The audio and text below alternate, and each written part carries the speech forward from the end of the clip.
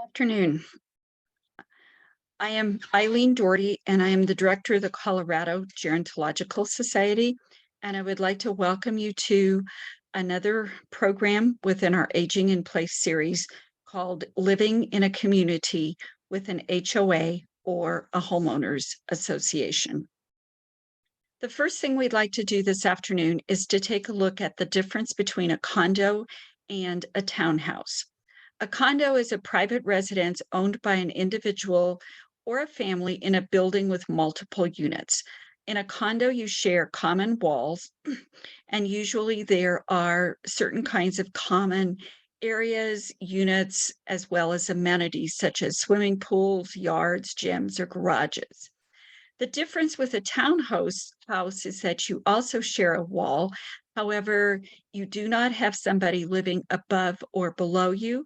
Typically, HOAs also manage townhouses, but they manage the exterior of the units, and they may or may not include amenities like a swimming pool, yard, or a garage. The most important thing to know about an HOA is that it is a legal entity.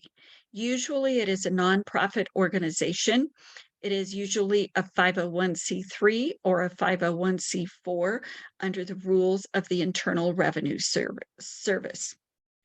Nonprofit organizations have a voluntary board of directors, and those are, in your case, or in this case, homeowners within your community. They have several functions or responsibilities. One is to manage the finances, and the other is to enforce the covenants. An HOA is a planned community. The goal of HOAs is basically to protect and preserve the property. If you stop and think about it, the property that you own, the overall unit or units in an homeowners association is a significant amount of real estate and has a significant value. Therefore, the importance, if you will, on managing the finances.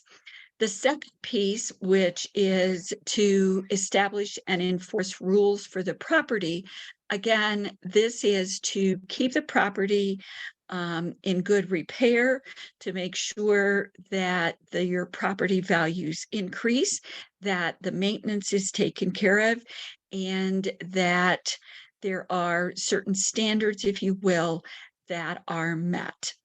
Everyone in an HOA has to be a member. You do not have a choice to opt out, and everyone has to pay the HOA fees. So the purpose of this HOA is not only to protect the property value, but also to try to promote peace and harmony within the neighborhood and to mitigate conflicts. The important thing is that the HOA owns and or maintains those amenities, and that those are also kept in good repair, because the last thing you want is the risk of a lawsuit or somebody getting harmed or hurt. So safety and is of utmost importance as well for the board of directors, as well as the overall homeowners association. The goal of the homeowners association is really to bring the collective group to a consensus and to harmony, to be able to work together. So why would you want to join an HOA board? Well, there are a lot of reasons. One of them is that that board, which if you join them, is responsible for making sure that your property values go up. Most of us buy a home, whether it's a home, a single family residence, whether it's a condo, or whether it's a townhouse. We buy into that with the intent that we are going to increase equity, that we are going to have a gain on our investment. An HOA board has also a lot of other benefits because you get to help other people in your community. You get to learn how to solve problems. You get an opportunity to meet new people. And here's one that's really super important. And that is, if you are looking for career movements, it is really good on your resume. Stop and think about the amount of real estate, the amount of property, and the value of that property that you are helping to manage, and that you are fiscally and fiduciarily responsible for that property.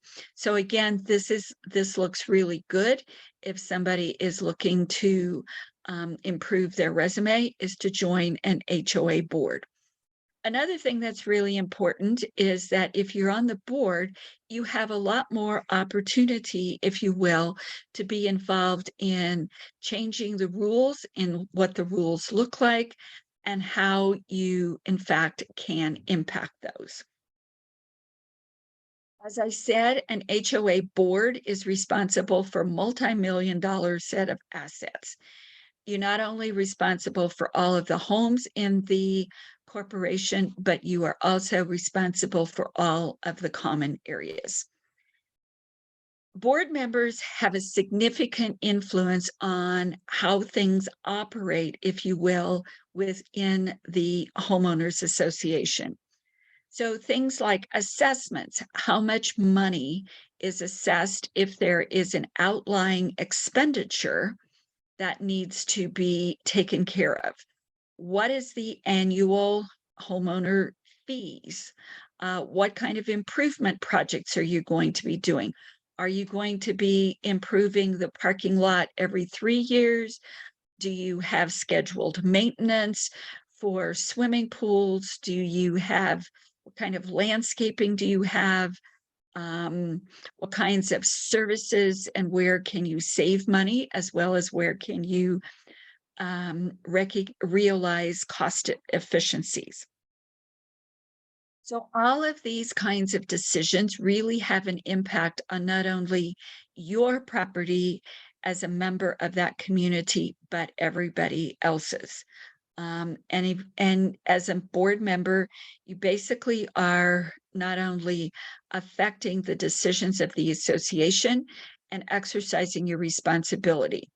Now, frequently, homeowner association boards will hire a property management company, and that company will carry out the day-to-day operations, but ultimately, it is the responsibility of the board to exercise their fiduciary responsibility per their election to the board and their IRS or Internal Revenue Service designation as a nonprofit organization.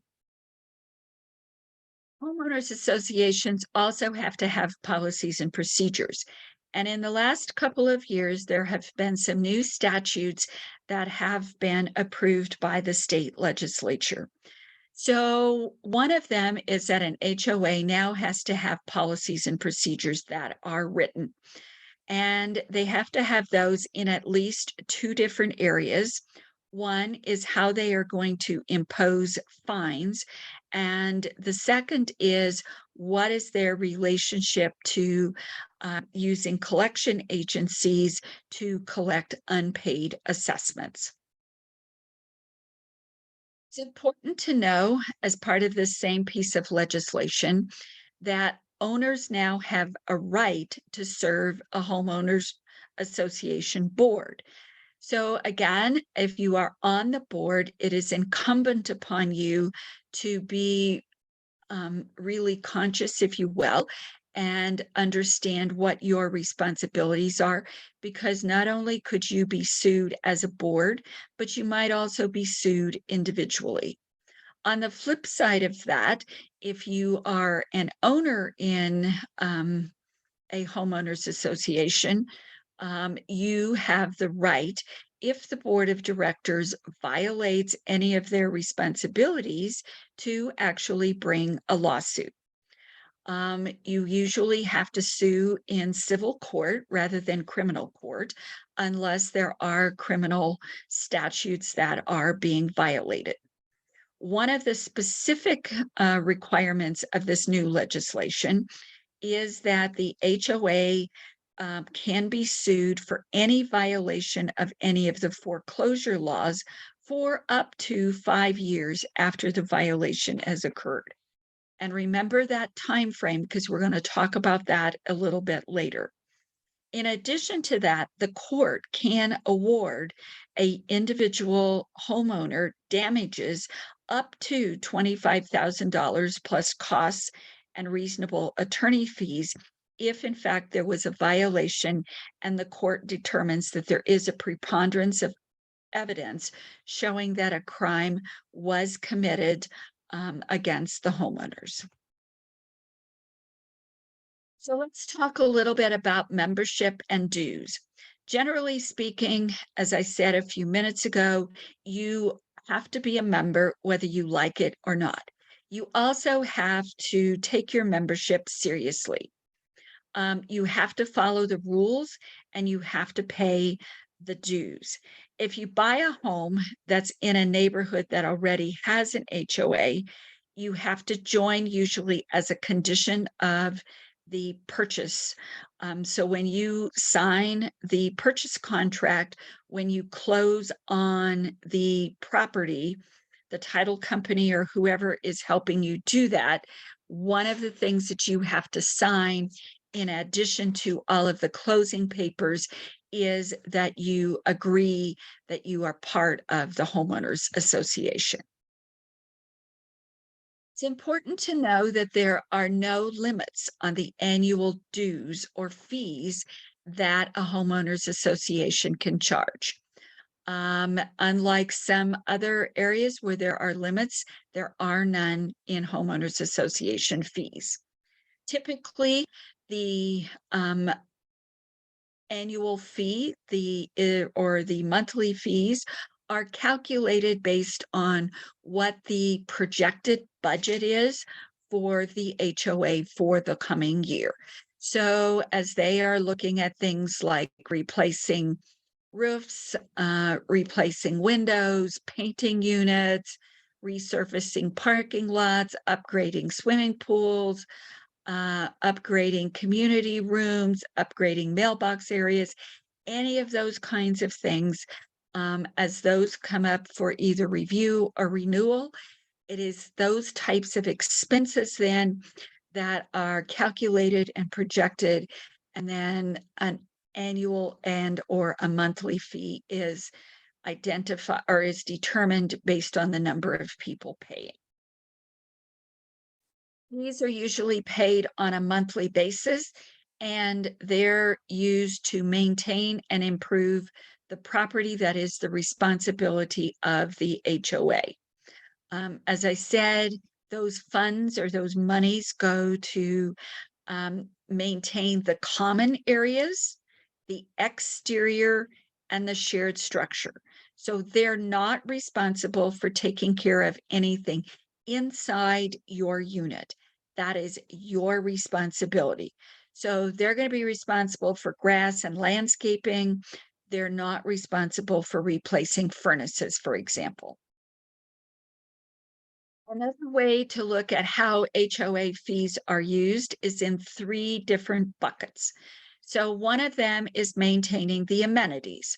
So pools, tennis courts, community gardens, landscaping, that kind of thing. The second is for what we might call municipal services. So this could be snow removal, trash removal, security guards, anything of that nature. Usually, a homeowners association also always pays the water and the sewer. And the reason for that is because, again, the water department can shut off the water, but they cannot shut off the sewer. And so, as the owner of the property, they could be left with a significant sewer bill if a specific homeowner did not pay that bill. So usually that's another cost that is borne by the homeowners association. And then the third area is reserve funds. And these are basically things that they can't necessarily predict. So some of that might be, for example, if a tornado came through and you had a large amount of damage to all of the trees and some of the buildings were damaged. Uh, so that would be an unforeseen repair. The other is reserves specifically for replacement or upgrade of things. So, what do you actually own in a condo? So, condo fees are the fees that the property management organization determines will cover the upkeep of the entire building. Okay. These fees are usually split according to ownership interest. So, individuals with a larger unit or multiple units may pay more than those with a smaller unit. For example, if I have a one-bedroom apartment with one bath, and you have a three-bedroom condo with two baths and more square footage, so you had 3,000 square feet and I have 1,000 square feet, then your condo fees probably are going to be more than mine. The fees associated with the common areas tend to be split evenly, whereas the other fees are basically the HOA fees tend to be split um, more according to ownership. So this is just a little cheat sheet that Quicken Loans put out just to help us again understand a little bit about the difference between what condo fees cover and what HOA fees cover. For the most part, we have talked about all of these. It's just a little bit of a review. The next thing we want to take a little bit of a look at is the difference between fees and fines. So fees are assessed by the Homeowners Association for the specific purpose of maintenance and upkeep and taking care of the property. Fines, on the other hand, are assessed if someone does not follow the rules. And homeowners associations tend to have very strict rules. Fines are basically punitive because the idea is that if you don't play by the book, then they will give you a fine. So they want you to follow the rules. Those are the covenants. Those are the responsibilities of making sure that things work. Condo fees usually are all, so there can be two kinds of fines. One are HOA fines, the other are condo fines. Similar to HOA, they tend to be less, but again, their goal is to make sure that you follow the rules. Now, the same legislation last year put some limits on these fines. So the HOA can no longer charge residents more than $500 for an individual violation. So if you park an RV in the wrong place or you plant the wrong kind of landscaping, they can only fine you once up to $500 per violation. Now, if you do two things wrong, like in the picture on the left, you have two satellite dishes and you're only allowed one, and you have a car parked incorrectly, or it's an old junker, then you could have $1,000 fine because that would be two violations. The second thing on limits on fines is that they cannot foreclose on you if your only outstanding debt is a fine because you didn't follow the rules. So this is a protection basically for owners to be able to, even if you keep your fees current, if you get a fine and you can't pay the fine, they cannot foreclose on you. The board cannot foreclose. So again, even if the violation has to do with public health or safety, they still cannot foreclose on you. The other thing this statute did is it gave homeowners the right to cure a violation. What that means is you have the right to fix it. You have the right to come into compliance with whatever the rule is that you broke. You have to, the Homeowners Association has to have a procedure that has to be part of their policies and procedures. You have to know what it is that you can do to come into compliance. So it might be something simple like having a barbecue on with a gas grill on your patio, which might be against the rules. And so following the rule might be simply to remove it. Once you get a notice, once you fix it, then the HOA has to also provide you with a notice that tells you how you can comply with the statute, as well as the fact that it has been cured, and they have to follow up and let you know that it's okay and been fixed. So evictions versus foreclosures. An HOA does not have the power to evict a resident in the same way that a landlord does. So if you violate something because you are a renter, then the way that the landlord gets made whole is that they evict the resident. In a condo situation, the HOA does not have the authority to evict you. The only way that they can bring you into compliance for violating a rule is by assessing a fine.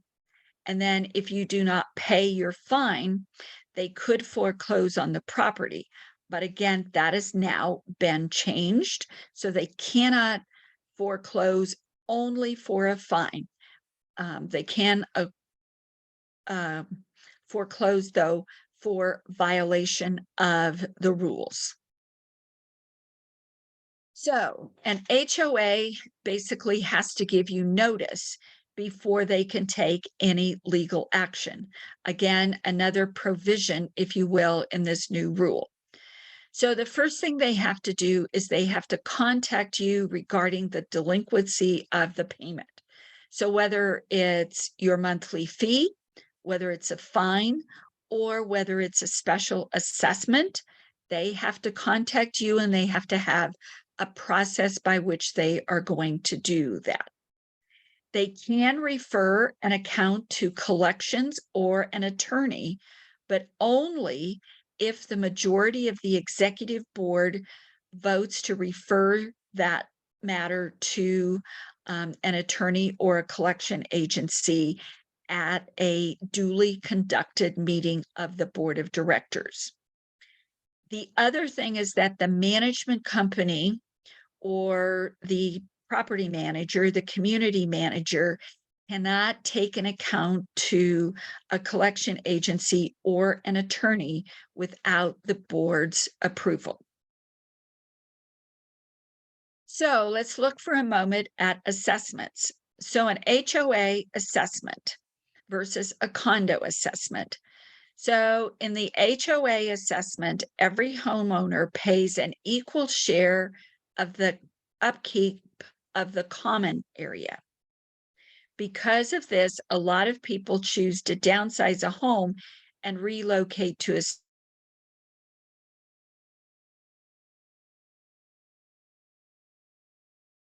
an equal amount of the common areas.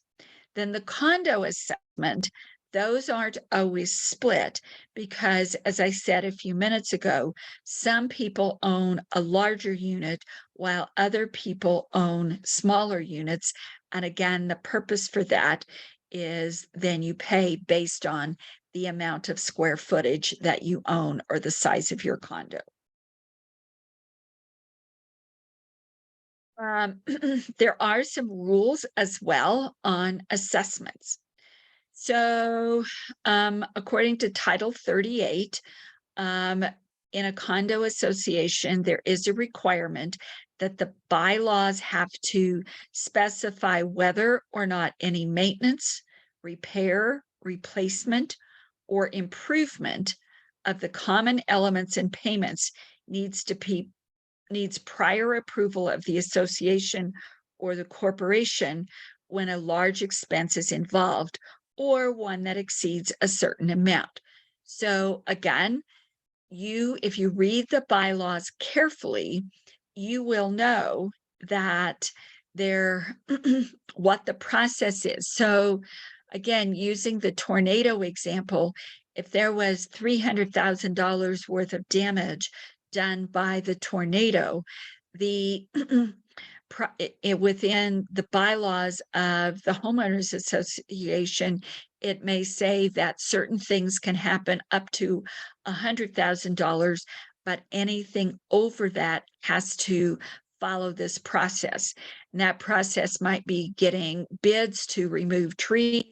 It might be getting bids to clean up all of the broken glass, and then do bids or whatever to, and it may say you have to get 3 bids or whatever to replant the grass and the trees and fix the broken glass or whatever. So there are, like I said, specific requirements on how assessments are handled and at what point those can be approved. Now let's take a look at the covenants and whether or not they are cookie cutter or whether they have some variation. So covenants can also be known as declarations. Sometimes they're called CCRs, which are conditions or covenants, conditions, or restrictions. And this is a set of obligations and restrictions on the property within the HOA, and it's actually recorded in the property records. So whoever the developer was, they agreed to, with the neighborhood association or whatever, certain requirements and certain restrictions when they agreed to purchase and develop this property. Covenants run with the land, meaning that even though I may sell my condo, the covenants do not change when I sell it to somebody else. Everybody has to follow the covenants and these conditions and restrictions. You can get them changed as an association, but they are very difficult to change. And one of the things that is not a good defense is saying, I don't know. So it's important for you to read the covenants, conditions, and restrictions that you agreed to, even if you didn't know you agreed to them when you purchased your condo. So there are a couple of different kinds of restrictions. There are architectural and building restrictions, and then there are use restrictions. So on the architectural and building side, this has to do with the size of the dwelling, how big it is, how far back it has to be set from the street, if you can put on any additions like patios, fences, railings. There are exceptions, like the Americans with Disabilities Act says that they do, regardless of whether they want to or not, have to allow you to install a ramp if you're using it for wheelchair access. Another building restriction frequently that we see is that the exterior of the building. So if you're in a standalone type of situation, they'll tell you what color you could paint your trim, what color of doors you can put up, what kinds of windows you can put in. They also have control over the exterior appearance. So this is things like landscaping. This is things like flags, whether or not you can put up political signs. All of those kinds of things are also part of the architectural and building restrictions. On the use side, basically, usually it says that it's for residential use only. So what that means is you can't use it for, say, example, an Airbnb. They can also restrict how many people can live there. So if you have a 2-bedroom condo, you probably cannot move a family of 6 children and a mom and dad into a 2-bedroom condo. They have control over things like what the leases look like, who you can lease to.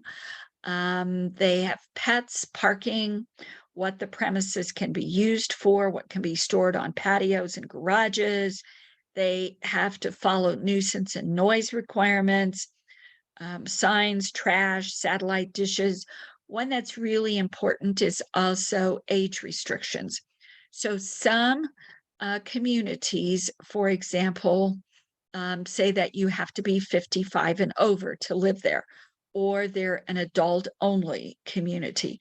So again, the association or the covenants can restrict those kinds of uses. So before you buy, it's important to look a little bit at what is the role of the Homeowners Association and what are you buying into? Because as we have indicated, they have a lot of power.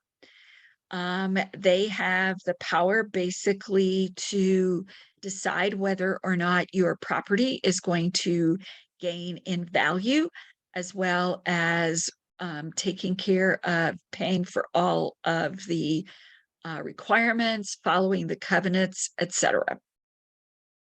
The Homeowners Association frequently has meetings, usually monthly, and their purpose is to um, make policies and procedures to let the community know what's going on and what they need to be aware of.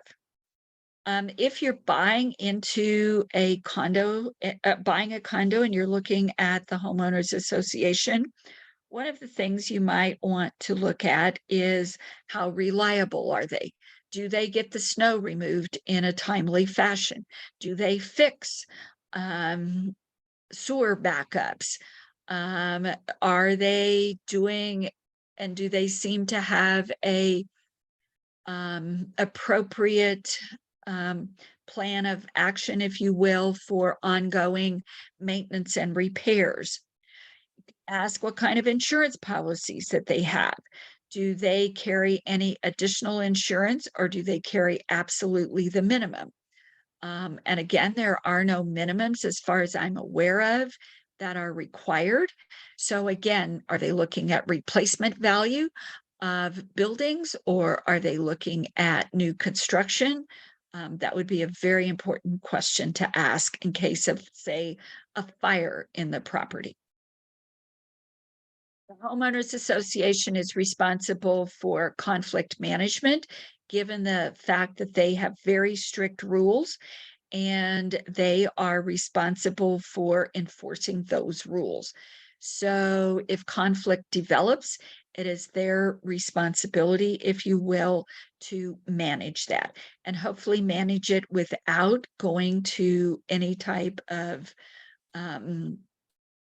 court or any filing of legal action. Looking at the cost and the history of the cost is also something that you will want to pay attention to. Do the fees seem reasonable? What are they paying for? What's the process that they use to make sure that they get good bids? Are they giving bids, or are they just assigning repairs to their friends and neighbors? Do they have negotiated costs? So for example, for plumbing and sewer problems, do they have a existing contract with a plumbing and sewer company to replace or to respond to those needs on a regular basis? Do they put the snow removal contract or the landscape contract out for bid every 3 or 5 years? Knowing who's on the board of directors and understanding their role, maybe even considering, again, being a member is an important function if you're buying into an HOA.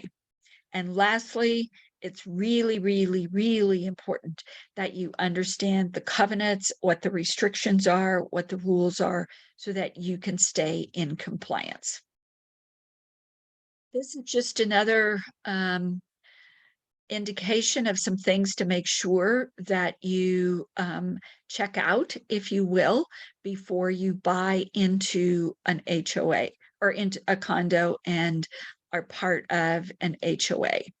One of the things to look at is to get a copy of the minutes from the last several meetings or to sit in on a meeting before you buy. This gives you an idea of whether the HOA can reach consensus, what kind of meetings are run, what kinds of problems are brought to them, how they resolve those issues. Another thing to look at is there something called undermanagement? Meaning, for example, do they do the absolute minimum? And if they are one of those organizations or those boards, then you can assume that the property values of your condo may not increase as much as, say, some of the neighboring condos that have a better maintenance and management plan. Again, these are just some additional ideas and thoughts to find out and make sure you get more information.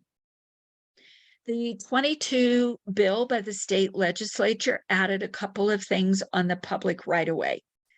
So HOAs can no longer prohibit you from using the public right of way. They cannot put in their bylaws anymore, or their covenants and restrictions, or their operating rules, that you cannot post things on the public right of way. So you can fly a flag, you can hang a religious symbol, you can place political signs in your yard or in your condo, as long as it is in the public right of way. As I said a few minutes ago, it's really important to know the HOA rules, because these are the rules that guide such things as what color you can paint your house, what kind of landscaping you can do, what size of a tree you can plant, what type of flowers you can plant, where you can park vehicles. For example, if you have family members who visit regularly with an RV, is there a place where you can park the RV and not only park it for the night or the week while they spend their vacation with you, but how do they dispose of the waste? What are the types of fences that you can put up? Are there any restrictions on window coverings? So if you wanted to put a set of red blinds in your window, are you allowed to do that? Or do they all have to be white or a cream color or a gray? If you want to do anything that differs from these rules, you're going to have to convince the HOA why you need to do that and ask for a variance. The literature suggests that very rarely is a variance granted, but you can always try.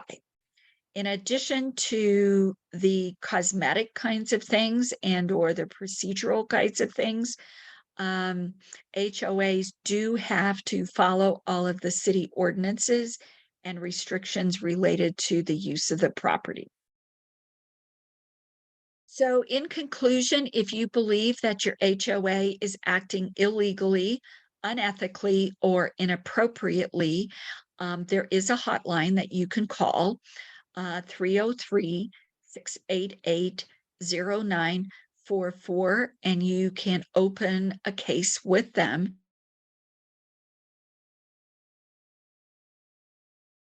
Again, that number is 303-688.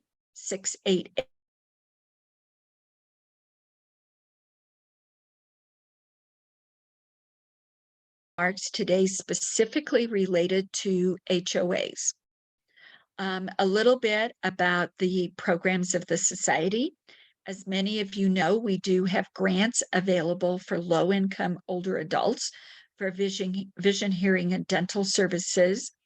We have a telephone buddy program where we are always recruiting people who want to be a telephone buddy.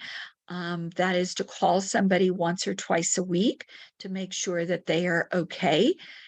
And or if you know someone who needs a telephone buddy because they're alone, or they could use a little bit of company or somebody to just check in and talk with, please feel free to have them call as well. We do a lot of work on advanced care planning and end of life decision making. We can do general counseling and referral, including Medicare and Medicaid.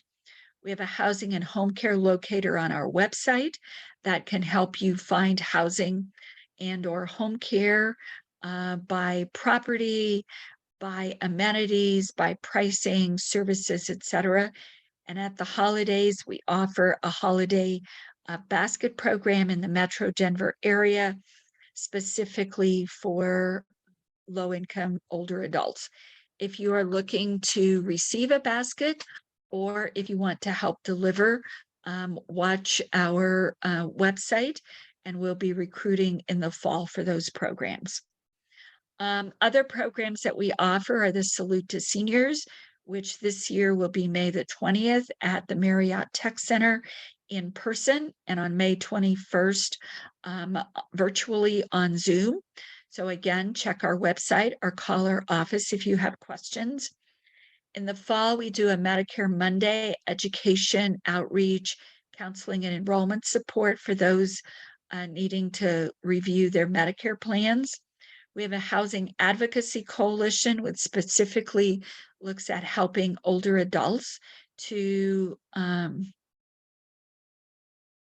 get new policies and procedures for housing. We also do some consumer and professional training, as well as public policy and advocacy. And if you would like a hard copy of our senior resource guidebook, you can request a copy of that.